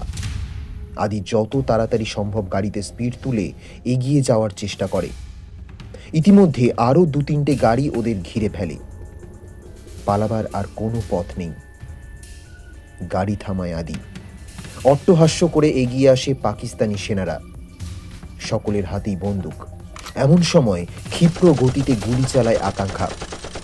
গাড়ির ভিতর থেকেই গুলি চালিয়ে শেষ করে পাকিস্তানি সেনাদের। এরপর নিচে নেমে ওদের বন্দুকগুলো কুড়িয়ে নেয়, কারণ গুলির ভান্ডার প্রায় শেষ ওদের কাছে। এরপর আদি যাত্রা শুরু করে পেহেলগাঁওয়ের দিকে। এদিকে রায়ান ও মিশকাকে কোনো শাস্তি না দেওয়া হলেও ওদের আটক করে রাখা হয়েছে বেসমেন্টের একটা ছোট্ট ঘরে। রায়ান দ্রুত স্থির করে নেয় ওর করণীয় কাজগুলো। বাইরে পাহারা এড়িয়েও ও ল্যাপটপ বের করে কাজ করতে থাকে। শক্তিশালী ভাইরাস বানিয়ে ওদের যোগাযোগ ব্যবস্থা তো বিকল করেছিল আগেই, এবার আরও কিছুটা ধাপ এগিয়ে যায়। অন্য আরেকটি শক্তিশালী ভাইরাস ইনপুট করে ওদের সকলের ফোন হ্যাক করে এবং ওদের ড্রোন ফ্লিট ও কমান্ড সার্ভার বিকল করে দেয়। এছাড়াও ওদের ফোনে ইনকামিং আউটগোয়িং সমস্ত প্রসেস নষ্ট করে দেয়। শুধু নেট নয়, কল করাও সম্ভব হবে না ওদের দ্বারা। সেন্টার কোনো ইন্টারকম থাকলে সেটিও কাজ করবে না। অর্থাৎ এক কথায় ওদের সাইবার বন্দি করে ফেলে। পাকিস্তানি সৈন্যরা আকস্মিকভাবে এসব ঘটায় চমকে গিয়েছিল। ফয়েজ অবশ্য ঠান্ডা মাথায় পরিস্থিতি সামলানোর চেষ্টা করছিল। এরপর রায়ান আর মিশকা সরাসরি প্রতিপক্ষের বিরোধিতা করে। গভীর রাতে যখন সবাই কাজে ঢিলে দিচ্ছে, তখন সেই সময় তৎপর হয়ে ওঠে রায়ান আর মিশকা। ওদের পাহারা দেওয়ার জন্য 2জন বহাল ছিল। তাদের শেষ করে চুপিসারে উঠে আসে দোতলায় ফয়েজ উদ্দিনের ঘরে। ফয়েজ সেই সময় ঘুমোচ্ছিল বোধহয়। ঘরে ঢুকেই রায়ান ওর মাথায় বন্দুক তাক করে। অনেক হয়েছে চাচা, এবার তোমার খেলা শেষ। কে কে তুমি? তোমার জম, জাহান্নামে যাওয়ার জন্য প্রস্তুত হও। এই সময় হঠাৎ পায়ের কাছে ছোট্ট ছুরি বের করে আক্রমণ করে ফয়েজ। যন্ত্রণায় কাতরায় রায়ান। সরাসরি পেটে ঢুকে গেছে ছুরিটা। হঠাৎ আক্রমণে রায়ান অপ্রস্তুত হয়ে পড়েছিল। সেই সুযোগটা নেয় ফয়েজ। যন্ত্রণায় জ্ঞান হারায় রায়ান। রায়ানের অবস্থা দেখে চমকে ওঠে মিশকা, কিন্তু নিজের দেশের সামনে নিজের অনুভূতির আত্মত্যাগ করেও। ফয়েজ রায়ানকে মেরে ঘর থেকে পালাতে গেলেই মিশকা ওকে আটক করে। কি ভেবেছিলে একজনকে মেরেই যেতে গেছো? তোমাদের মতো শয়তানকে মারতে আমাদের দেশের 100 জন এসে হাজির হবে। একটা মেয়ে হয়ে আমার সাথে লড়বি তুই? ভদ্রভাবে কথা বলো। আর মেয়ে মানে মস্করা করছো? এই মেয়েরা পারে না এমন কিন্তু কোনো কাজ নেই। আমরা যেমন কোমলে শিশু পালন করি, তেমনি দরকার পড়লে কঠোরে অসুরবধ করি। এই কে আছিস? ধর তো একে, আজই সব গরম উতরে দেবো শালির সালা। কেউ আসবে না, সবাইকে আমরা ঘুম পাড়িয়ে দিয়েছি চিরনিদ্রার দেশে। এবার তোমার পালা। কি ভেবেছিলে আমাদের দেশে ঢুকে আমাদের দেশের মানুষদের খুন করে খুব নাম করবে? যে স্ত্রীরা তার স্বামীকে হারালো, ছোট ছোট শিশুরা তার বাবাকে হারালো, যে বাবা মা তার ছেলেদের হারালো, তাদের হায় লাগবে না তোমাদের? এই তোমাদের ইসলাম শেখায়? এই তোমাদের ধর্মের শিক্ষা? আমাদের লক্ষ্য শুধু ইসলাম রাষ্ট্র গঠন। পুরো কাশ্মীর দখল করব আমরা। আর তার জন্য বলি হবে হাজার হাজার নিরীহ মানুষ। তাতে তোমাদের জান্নাত যাওয়া হবে। নিজেদের বীর প্রমাণ করতে নিরীহ মানুষ, শিশু, নারী সকলকে তোমরা মারবে। এটাই তোমাদের বিবেক? ছি! একদম বেশি লেকচার দিবি না, আমরা জানি আমরা কি চাই। বলেই এগিয়ে আসে ফয়েজ মিশকার হাতে রিভলভার কাটতে। মিশকা গুলি করে অসামান্য দক্ষতায় ফয়েজের পায়ে। পা ধরে বসে পড়ে ফয়েজ। আমাদের মনে কি করো তোমরা? আমরা অবলা? হাতে যেমন চুড়ি পরি তেমনি বন্দুকও চালাতে পারি। আর এক পা এগোবে না, হ্যাঁ? তাহলে কিন্তু গুলিতে একদম ঝাঁঝরা করে দেব। মেরে ফেল তবে। অত সহজে তোমাকে মারবো না, আগে তোমাদের আগামী প্ল্যান কি সেটা জানবো, তারপর তো। এর মধ্যেই নিচের থেকে কিছু দুষ্কৃতী এসে পড়ে ফয়েজের ঘরে। ফয়েজের পায়ে গুলি আর রিভলভার হাতে মিশকাকে দেখে চমকে যায় ওরা, দাঁড়িয়ে পড়ে দরজার সামনে। আরে হারামখোর, দেখছিস কি? ধরো এই মেয়েকে। সাবধান, এক পা এগোবে না, আর এক পা এগোলে কিন্তু আমি গুলি করে দেবো। দুষ্কৃতীরা ভয়ে পিছনে সরতে থাকে এবং এই সময় ফয়েজ রায়ানের পড়ে থাকা বন্দুক নিয়ে তাক করে মিশকার দিকে। অনেকক্ষণ ধরে তোর নাটক দেখছি, এইবার মর তুই। বলেই ট্রিগার চাপতে যায়। এমন সময় হঠাৎ আলোর ঝলকানিতে চোখ ধাঁধিয়ে যায় সবার। আদি আর আকাঙ্ক্ষা এসে পৌঁছয় সেখানে। আদির ড্রোন লাইটের ফ্ল্যাশে চোখ ধাঁধায় সবার। মুহূর্তে সব দুষ্কৃতীদের গুলি করে আকাঙ্ক্ষা আর আদি এসে চেপে ধরে ফয়েজের টুঁটি। পেহেলগাঁও সহ আরও বহু জায়গায় বিস্ফোরণ ও হত্যাকাণ্ডের মূল চক্রী এই ফয়েজ। তাই ওকে প্রাণে না মেরে গ্রেপ্তার করে পুলিশের হাতে তুলে দেওয়া হয়। সকাল হতে না হতেই পুলিশ ফোর্স এসে পড়ে এবং ফয়েজকে গ্রেপ্তার করে নিয়ে যায়। মিশকা রায়ানের কাছে চলে এসেছিল তখনই, দেখে ওর নিঃশ্বাস চলছে। ফয়েজকে হ্যান্ডওভার করে আদি ও আকাঙ্ক্ষাও চলে আসে রায়ানের কাছে। ইতিমধ্যে ওর ফার্স্ট এইডের পরিষেবা দেওয়া হয়ে গেছিল। ডাক্তারের পরামর্শ মতো ওকে হাসপাতালে ভর্তি করা হয়। ডাক্তার জানান ভয়ের তেমন কিছু নেই, একটা ছোট্ট অপারেশন করলেই রায়ান সুস্থ হয়ে উঠবে। আচমকা অনেকটা রক্তপাতের জন্য জ্ঞান হারিয়েছিল। মিশকা ও রায়ানের নাম সুপারিশ করা হয় পরমবীর চক্রের জন্য। ওদের সাহসিকতায় আদি ও পুরো পুলিশ ফোর্স গর্বিত।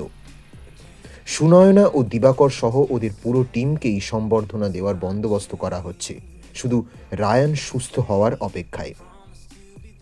ওকে এখন কিছুদিন কাশ্মীরের হাসপাতালেই রাখা হবে। ইনজিউরি নিয়ে টানা হ্যাঁচড়া করতে চায়নি আদি। আদিরাও আছে এখানেই। এভাবেই আদিদের মিশন সম্পূর্ণ হয়। কমিশনার মিশ্রা এসে দেখা করেন ওদের সাথে ও অভিনন্দন জানান। মিস্টার গোয়েলও এসেছিলেন ওদের চিয়ার আপ করতে। এত বড় সাফল্যে পুরো ডিপার্টমেন্ট দারুণ খুশি। পরের দিন হাসপাতালে, ক্যাপ্টেন, তুমি ওই সময় যদি না আসতে তাহলে যে কি হতো ভাবলেই আমার হাত পা ঠান্ডা হয়ে যাচ্ছে। আমার তো আগেই আসার কথা ছিল, কিন্তু আমরা পথ ভুল করে অন্যদিকে চলে গিয়েছিলাম, তাই দেরি হলো। তারপর মাঝপথে দিলজিৎ এসে আমাদের খবর দিল যে দুজন বন্দী আছে ওদের ডেরায়। ব্যাস, আমার আর বুঝতে বাকি রইল না। তারপর ওই পথ দেখিয়ে নিয়ে এসেছিল আমাদের। আর আমাদের বাকি টিমমেট সুনয়না ও দিবাকরকেও থ্যাংক ইউ। ওরাও ঠিক সময় সিগন্যাল পেয়ে পুলিশ ফোর্সকে ইনফর্ম করেছিল, তাই ওদের সবকটাকে একসাথে ধরা সম্ভব হয়েছিল। এরপর রায়ানের উদ্দেশ্যে বলে, কেমন আছিস রে ভাই? তোর উপর দিয়ে যা গেল। আরে একদম ফার্স্ট ক্লাস। আরে একদম ফার্স্ট ক্লাস। তোমার ছাত্রী যা সেবা করেছে দিনরাত, মনে হচ্ছে দুদিনের মধ্যে অলিম্পিকে ছুটতে পারবো। রায়ানের কথায় হো হো করে হেসে উঠল সকলে, আর মিশকার চোখে তখন পরিতৃপ্তি। এরপর কিছু কথাবার্তার পর সকলে চলে যায় হোটেলে। শুধু মিশকা থাকে রায়ানের কাছে। ও রোজই আসে, রাত পর্যন্ত থাকে রায়ানের কাছে। সারাদিনের খাবার ওষুধ ওই সামলায়। সকালে রান্না করে নিয়ে আসে রায়ানের জন্য। সেবা শুশ্রূষায় কোনো গাফিলতি করছে না মেয়েটা। তুইও চলে যেতে পারতিস ওদের সাথে, একা একা রাত বিরেতে ফিরবি আবার। বেশি বকিস না তো, আমার কথা তোকে অত ভাবতে হবে না। তাড়াতাড়ি সুস্থ হয়ে আমাকে উদ্ধার কর রে। বুঝতে পারছি বড্ড খাটনি যাচ্ছে না তোর উপর থেকে। দেখ, আমি তো এখন মোটামুটি সুস্থ। ডাক্তার তো বললেন 2-1 দিনের মধ্যে রিলিজ করে দেবেন আমায়। বরঞ্চ তুই রেস্ট নে। হ্যাঁ হ্যাঁ, সেই তো আমি আছি। ভালো লাগছে না? বল বল না, বিদায় হতে বলছিস। ছে, অমন করে বললাম আমি? তুই না কোনোদিনও আমায় বুঝবি না। বুঝতে দিয়েছিস কোনোদিনও? সবসময় তো আড়াল রাখিস। মনের কথা বুঝি মুখে বলতে হয়, চোখ দেখে বুঝিস না? থাক থাক, অত কাব্য করে লাভ নেই। রাতের খাবারটা তাড়াতাড়ি শেষ কর, এরপর কিন্তু 3টে ওষুধ আছে, তারপর সব গুছিয়ে আমি বেরোবো। এত কেন করছিস আমার জন্য? দিন দিন ঋণী হয়ে পড়ছি যে। হ্যাঁ, সেই ঋণ শোধ করতে বিরিয়ানি ট্রিট দিবি আমাকে। শুধু বিরিয়ানি, আর কিছু লাগবে না? বিরিয়ানিটাও লাগবে না রে, তুই শুধু তাড়াতাড়ি সুস্থ হয়ে ওঠ, সেটাই আমার কাছে সেরা গিফট। সেদিন খুব ভয় পেয়ে গেছিলিস না? পাবো না? ওই রকম শয়তানটা তোকে গুলি করলো। ওর সাথে যখন মোকাবিলা করছিলাম মন বলছিল ছুটতে তোর কাছে চলে যাই, দেখি তোর কি হলো। কিন্তু একটু অসাবধান হলেই যে লোকটা পালিয়ে যেত। দেশের জন্য নিজের সব কিছুকে বলিদান দিতে হয়েছিল সেদিন। মনে মনে যে আমার কি চলছিল সে শুধু আমিই জানি। তবু নার্ভ শক্ত রেখে ওদের চোখে চোখ মিলিয়ে ওদের বিরুদ্ধে রুখে দাঁড়িয়েছিলিস তুই। না, আগে যাকে বাচ্চা ছিচকাদনে ভাবতাম সে দেখছি আয়রন লেডি। কি? আমি বাচ্চা? ছিচকাতনে? আর একবার বল, দেব একটা কি। বাবা, কি হলো? কোথায় লাগলো দেখি? ইস, সরি রে। আরে কিচ্ছু হয়নি, আমি তো জাস্ট মজা করছিলাম। তবে রে বাদর,